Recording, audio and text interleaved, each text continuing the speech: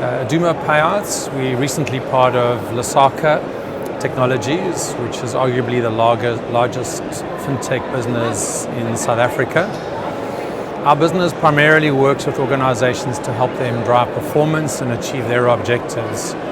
And the way we do that is many organizations have their own internal incentive schemes to reward and to motivate staff.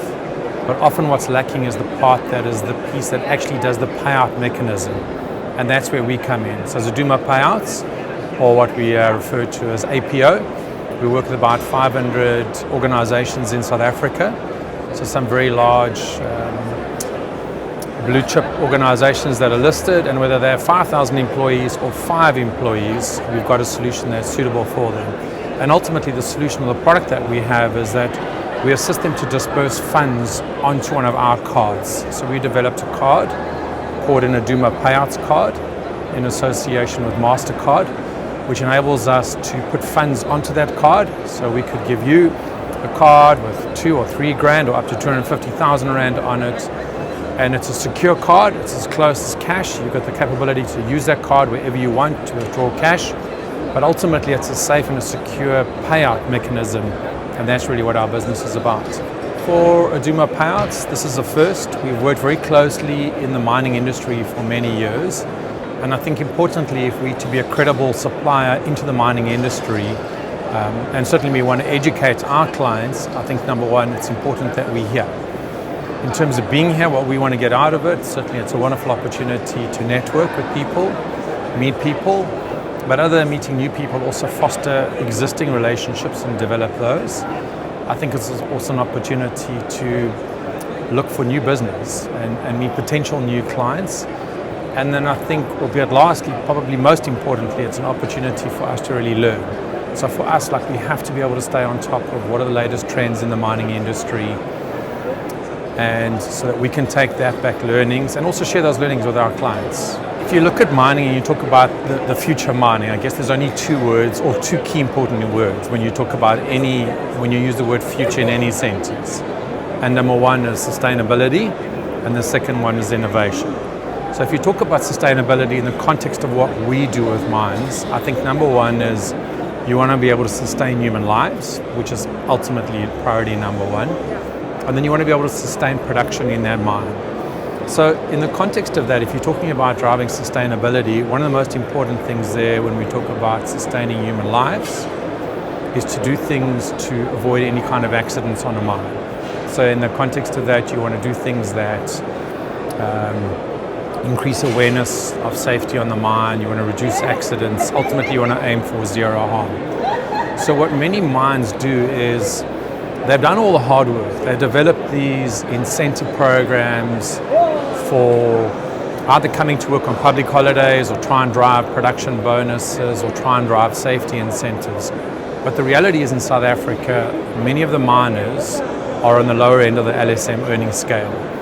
We know sadly in South Africa, many of them have got high debt levels. So even though they have bank accounts, very often their bank accounts are depleted. Their banks or their salaries are subject to garnishee orders. So even if you have a safety incentive, and if you were to get an incentive, let's say 5,000 rand, but you never actually get to see the benefit because it never hits your back pocket or your bank account, it's never going to have the desired impact on you.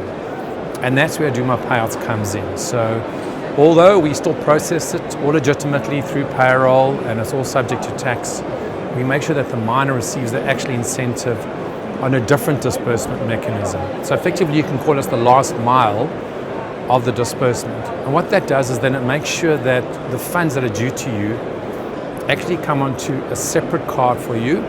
You can then save, keep that money for a rainy day. It could be mid-month and you need groceries or you need to pay for school fees. But the idea is it's kept separate from your bank account.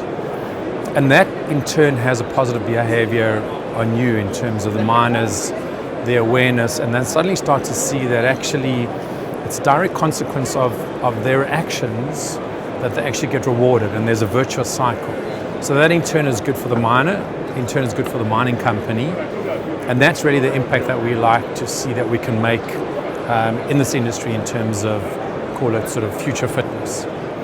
You know, in South Africa, particularly in the financial industry, probably the number one thing that's important to consumers is that of trust. So that, well, they want to know that their money is actually safe, other than trying to put it under their pillow, which is not exactly the safest thing to do. So that's an important thing in developing that trust in any financial services product.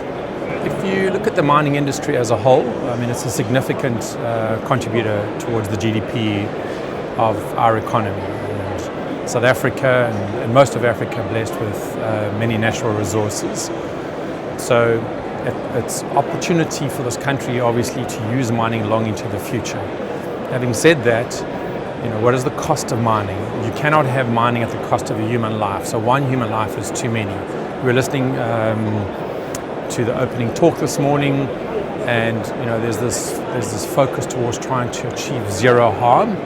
And again, that's where we come in. We like to think that we play a significant part in trying to achieve that zero harm.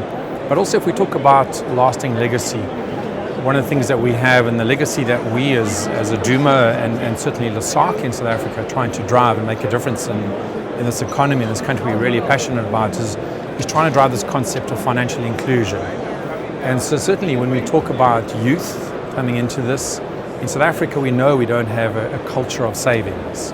It is a reality because people are often living on the breadline. So this actually almost creates a separate financial instrument for people to take their incentives, whether it be a safety incentive, an incentive relating to a production bonus or working overtime, and accumulate those funds, which is really important.